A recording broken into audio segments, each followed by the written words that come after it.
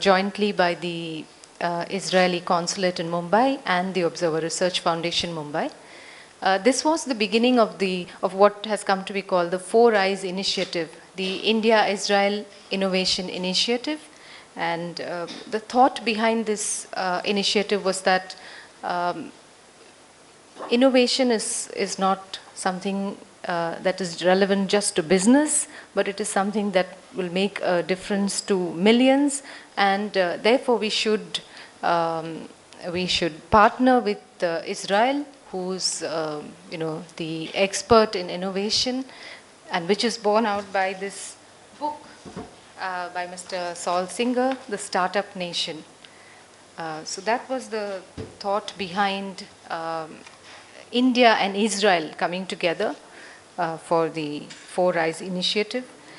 The book Startup Nation provides an insight into how Israel has used its spirit of both innovation and entrepreneurship to make a huge difference, not only to that country, but also all over the world, be it in the area of telecommunications, information technology, health, agriculture, dairy, or medical devices, or biotechnology. Israel is really on top.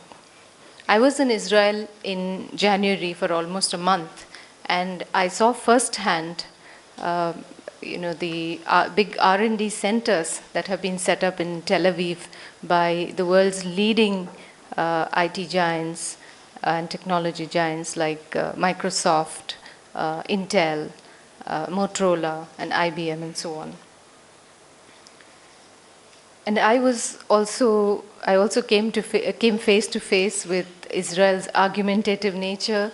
They're much talked about chutzpah, and I was also privy to this tiny state's vulnerability, because it was just around the time that Egypt was beginning to show signs of disturbance, and I could see how it affected people on ground in Israel at that time. Now about Mr. Saul Singer, he's a columnist, and formerly he was at the Jerusalem Post. In 2009, he co-authored the book Startup Nation along with Dan Senor. The book is highly acclaimed, and it is 5th on the business bestseller list of New York Times. It's got an amazing, fast-paced narrative, and there is so much wisdom in that book that I would recommend all of you, especially our young students who would be proceeding to Israel shortly on this India-Israel agricultural cooperation initiative. You must read this book. It will help you understand the nation better.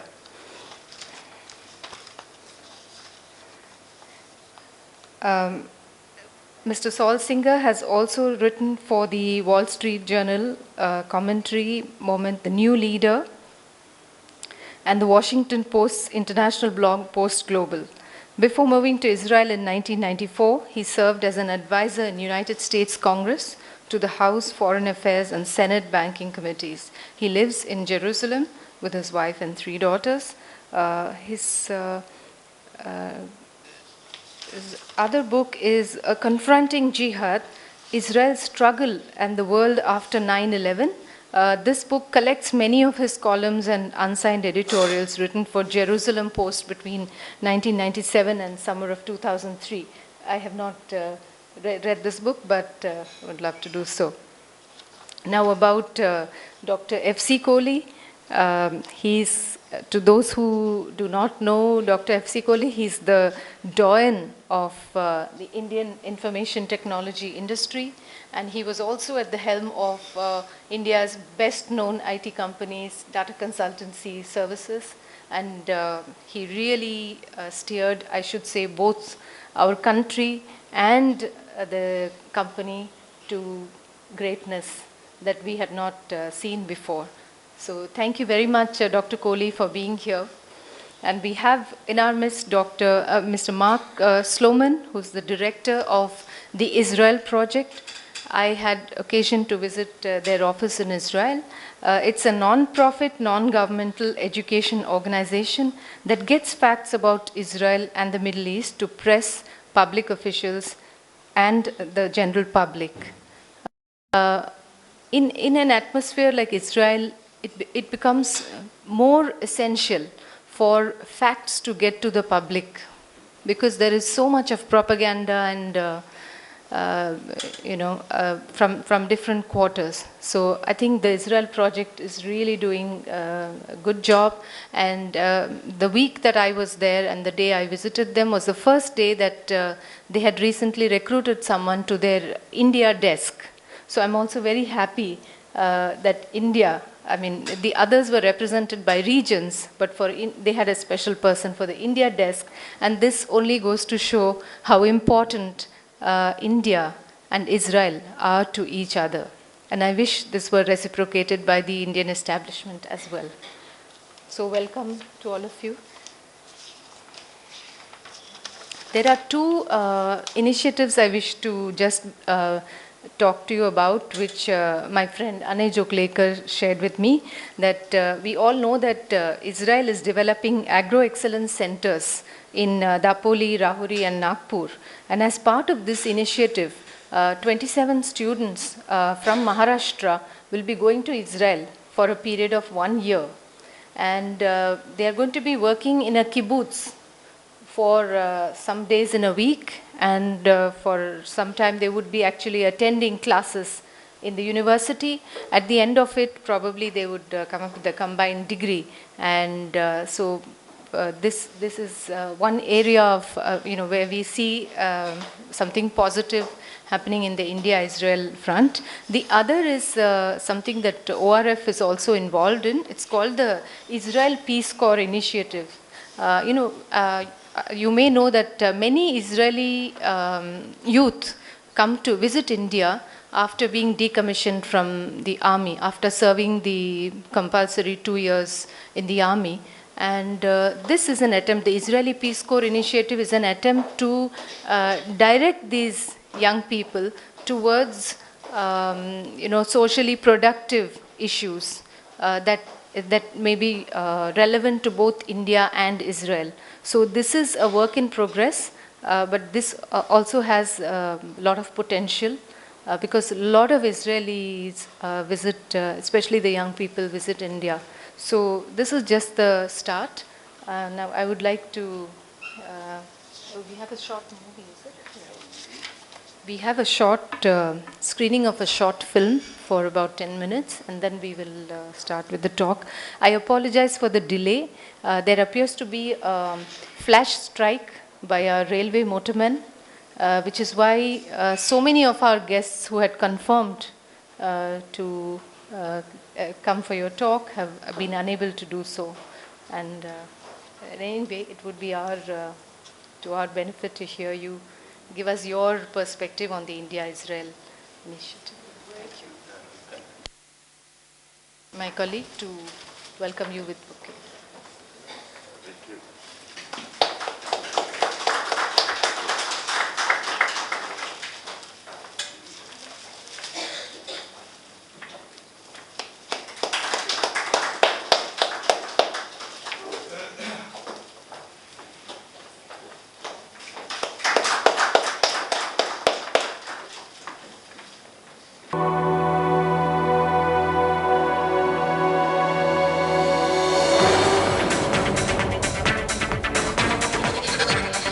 Since the world first coined the term high-tech, Israel has produced an unprecedented number of new technologies that transform the way we live.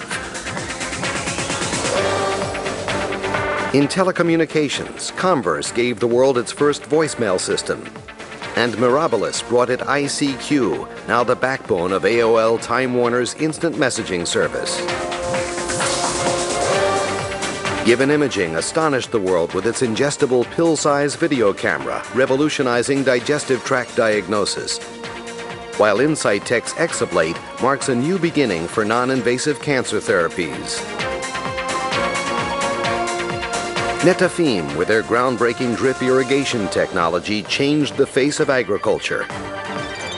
And M-Systems created another market-transforming first with their disk-on-key memory products. It's an honor for me to be here at ORF, and I'm very excited to be here because I see the amount of cooperation that ORF is trying to foster between Israel and India. And it's very important to me. And so it's an honor to be here and to hear about the Four Eyes program, and in fact to maybe be a small part of trying to boost it. I want to talk about Startup Nation for a few minutes in terms of 3 words in the title. The book, of course, is called Startup Nation, The Story of Israel's Economic Miracle. And the 3 words there are startup, story, and miracle. Now, by startup, we mean the fact that Israel has more startups than any place outside of Silicon Valley in absolute terms. And that these startups have been able to attract 2.5 times as much venture capital per capita as the United States, 30 times as much as, on average, as Europe.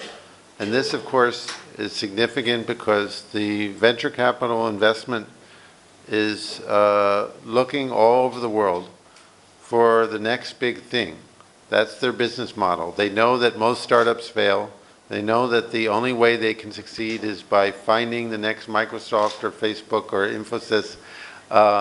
And the fact that they think they're going to find this in Israel is a very important validation and symbol that it's not just the numbers of startups, but perhaps we're on the right track.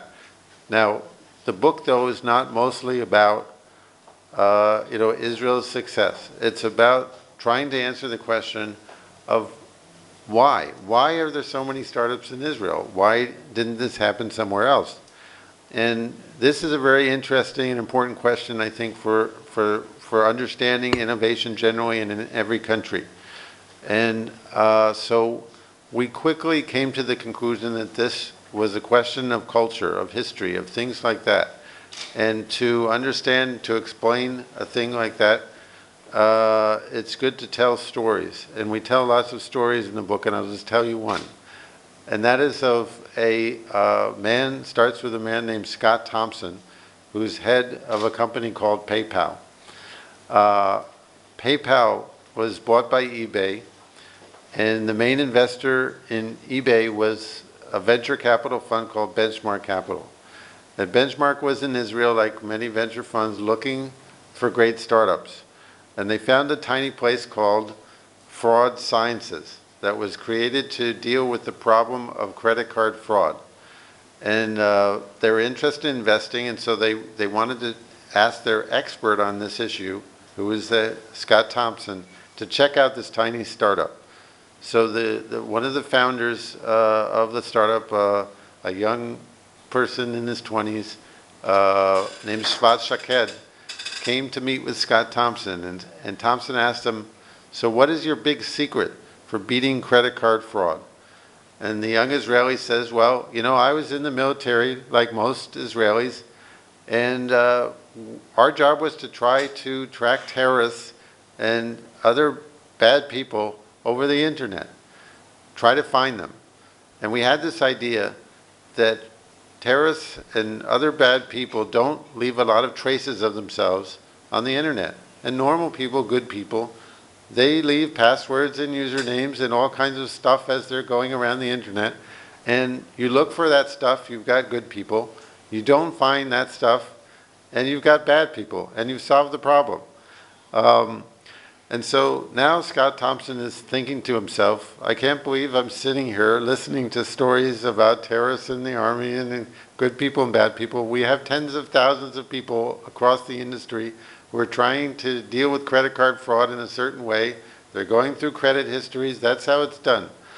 And but he's doing Benchmark a favor. He has to continue.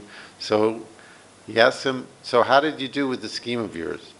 And the young Israeli says, well, we've been at it for 5 years. We've gone through 40,000 transactions, and we've only got 14 wrong. So now Scott Thompson thinks, okay, I have a bright idea. I'm going to get rid of this guy. And he says to him, I'm going to give you 100,000 transactions, more than twice as many as you've already processed. And you take this data and you see what you can do with it. And he figures he's never going to see this kid again because it took him 5 years to do less than half that. So the young Israeli goes home, and a few days later, Scott Thompson gets a 2-word email: "We're done." They'd gone through all the data, shipped it back to Scott Thompson. Thompson gives it to his top 50 PhD engineers in the company, just the cream of the crop. They're pouring through it. It takes them a week, and they're still not sure, but they get the idea that on the transactions that PayPal had the most trouble with, fraud scientists had done 17% better. This, of course, is a game changer for an industry like this. So Scott Thompson goes running to Meg Whitman, who was then the head of eBay, and says, "We can't let Benchmark invest in this company. We can't let anybody else invest. We have to buy this company." So they quickly make an offer of $80 million. And a few days of negotiations, they agree on $186 million. And the next thing you know is Scott Thompson, who probably never thought about Israel before in his life, finds himself on an airplane to see the company that he bought. And he shows up there. He talks to the whole company, a small group, not much larger than this. And he opens it for questions. And he's expecting questions like, "Well, you just bought us. How is this going to work? How are we going to merge our two companies?" And but there was nothing like that. It was all questions of, why do you do business this way? Why not that way? What's wrong with your business model? You know, maybe PayPal should be structured differently. And he's starting to get a little nervous up there because those people know what they're talking about. And he's thinking, I thought I bought this company. It's like they bought me. And we call this, Scott Thompson gets the Israel treatment. And what you see here is a lot of things that are typical, as those of you who are about to go to Israel, maybe you'll see this, is that in some ways there's not a lot of respect for authority there. People like to challenge, to debate, to argue, to question. And in fact, this is an integral part of the process of doing startups. Because, you know, what is a startup? It's a very small thing based on an idea, on a radical idea of doing things completely differently. And part of it is simply the audacity, or chutzpah, as they say, to think, say, of these young people, to think, you know, it doesn't matter that there are tens of thousands of people in an industry doing things one way. We're going to come up with another completely different way of doing things, and everybody's going to adopt our way to do it. And this is the way startups think. Sometimes it works, a lot of times it doesn't. In fact, most startups fail, including in Israel, including in Silicon Valley. It's the nature of the business. And this actually tells an important lesson about the nature of innovation, which is, most people think of innovation as ideas. That, in fact, if you put the word innovation in Google Images, you will get lots of pictures of light bulbs, because the light bulb is the symbol of the idea, and so that's our image. But I think Israel shows something else, because there are plenty of good ideas in all over the world. There are a number of other countries that have about as many patents as Israel does, per capita, which shows they have plenty of good ideas. But somehow they don't have nearly as many startups as Israel does, which shows that it's something besides ideas that produces startups. And we think it's two other things. One is being driven, being determined, being mission-oriented. That is one very important thing. And the other is a willingness to take risks. And in a way, what our book is about is, where did Israel get those two other things? The drive and willingness to take risks, because without those things, the ideas don't turn into startups. And we think that Israel got this from a number of different factors. I can't go into them now, but I'll just say that one of them is that Israel itself is a startup. The fact that it took a lot of drive and determination for Israel to be there in the first place, and it took a lot of willingness to take risks, not just in the beginning, but over our last 63 years, we've been facing all different kinds of adversity.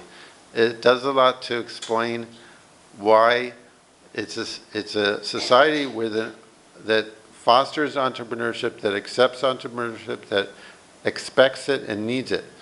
And I just want to say a word about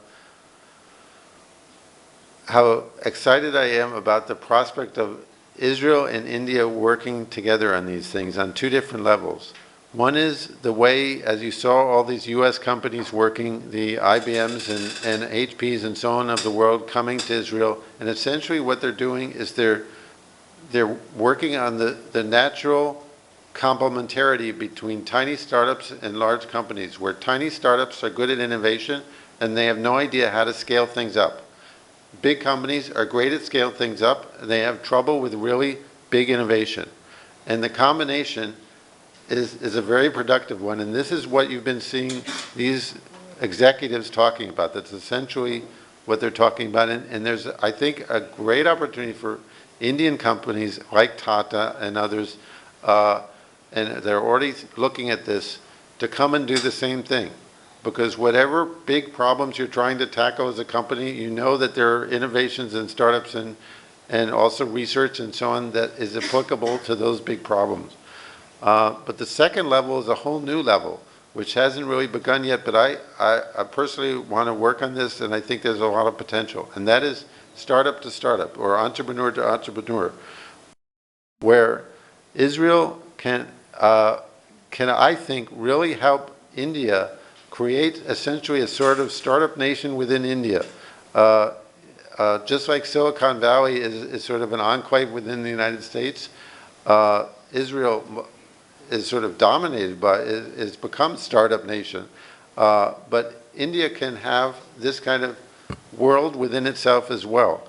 And I think that can be done by bringing Indian entrepreneurs to Israel, by bringing Israeli entrepreneurs to India, and by leveraging the combination, the complementary skills of each country. For instance, Indians are great at management, are great at process, as well as technology and entrepreneurship. Israelis are not very good at management. They don't have much patience for process. It's part of what makes them good at startup is this impatience and this willingness to improvise and so on, but also what makes them bad at scaling up. And so this combination, and again, a very important synergy is the fact that a lot of Israeli technologists are essentially coming up with solutions in search of a problem. They don't really know what the big problems are because they're not exposed to them. They're not in India. They're not in these places. They have the great technology, but they don't have the problem to apply it to. And India, of course, has great big problems that are in search of a solution. And together, we could do incredible things and solve not only great problems for India, but I think India, the problems that India have become an opportunity for solving them for many countries around the world, as well as India itself. So I want to stop there so we just have a few minutes for questions. How many minutes do we?